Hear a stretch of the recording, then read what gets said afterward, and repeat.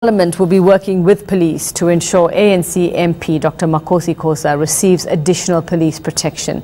National Assembly Speaker Baleka Mbete learnt about the death threats against Khoza in April. Khoza posted screen grabs on Facebook of a series of text messages she received warning that she had 21 days to live. Well, we're joined by Parliament spokesperson Moloto Mutapo in our studios in Cape Town this morning. And Moloto, very good morning to you. Thanks for your time this morning. Just tell us what you've been able to ascertain. We understand that you've confirmed the threats. Are you close to identifying those behind them? No. We said that that should be the work of the police. We have urged the police to leave no stone unturned in finding those culprits who are responsible for all these threats so that they can be brought to book. But from our side, you remember that when we first heard of the threats, it was during the oversight committee work that Dr. Makhosi Khoza was leading as a chairperson of the Public Service and Administration outside of Parliament. And those threats at a time, as Parliament, we said that we condemn them in the strongest terms because they are a violation of the constitutional right of members of Parliament to execute their parliamentary functions. Because in terms of the Powers and Privilege Act, any member of Parliament who is prevented from doing a job of Parliament, those who are doing so are in breach of the Constitution, in breach of the law, and they can be punished by a sentence in prison. So we have said that the police must ensure that they find those culprits. But we have since worked with the police to ensure that a proper security assessment is conducted, and the police have confirmed that indeed there exists a threat against Dr. Khoza, and that both institutions must allocate resources to ensure that she gets the appropriate security that she needs. Okay, if you'd learned about this since April, I suppose one would have to ask, why has it taken so long to get her the security, the protection that she needs? Well, that is not an overnight process, because as soon as the report was received, it was subjected to an internal process in Parliament. It was dealt with by our internal security department, and they conducted initial preliminary investigations, and then they gave the report to the Speaker of the National Assembly. The Speaker looked at it and then referred it to the police in order for them to conduct a security assessment. The police also have their own process, due diligence to follow.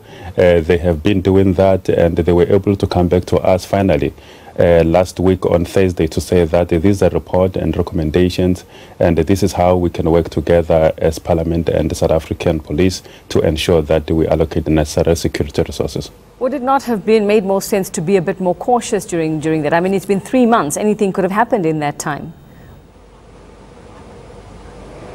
Yes, but they need to be, as and when such kind of reports are received, it is not something that you can do it overnight. You have to subject it to a thorough process, and such kind of processes, they happen in Parliament. They also happen within the work of the South African police, and it is something that has been happening.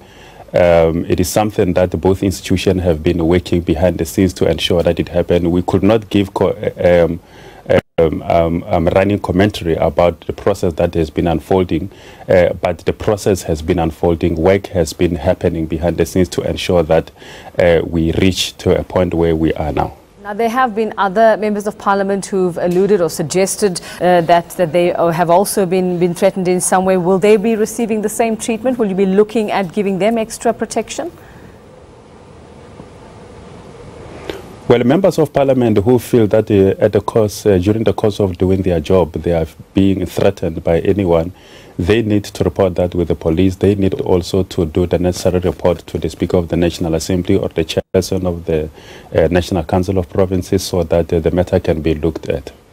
Okay, and then will Dr. Khoza be able to continue her parliamentary duties? I know you can't give us the details of the security and the extra security she has, but obviously those who do this want to stop her from speaking out and possibly voting come the 8th of August in a certain way. Will she be able to still carry out those duties?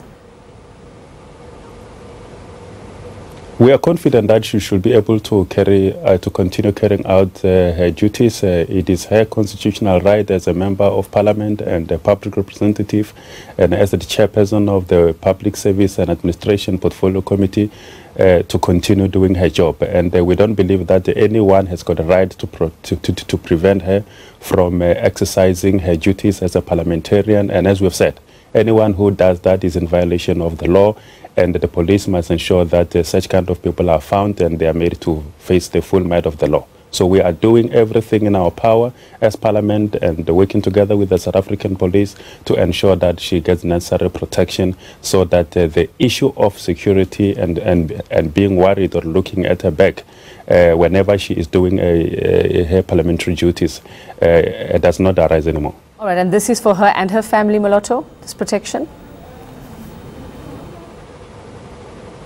Well, the report that we received related to the threats that she received during the course of doing her parliamentary duties, and if there is any new information regarding the threats being extended to the members of the family, such a report should be made to the Speaker of the National Assembly so that it can be looked at as well. All right, thanks very much for that, ANC parliamentary spokesperson Moloto Matapo. Of course, this is a story we will continue to watch.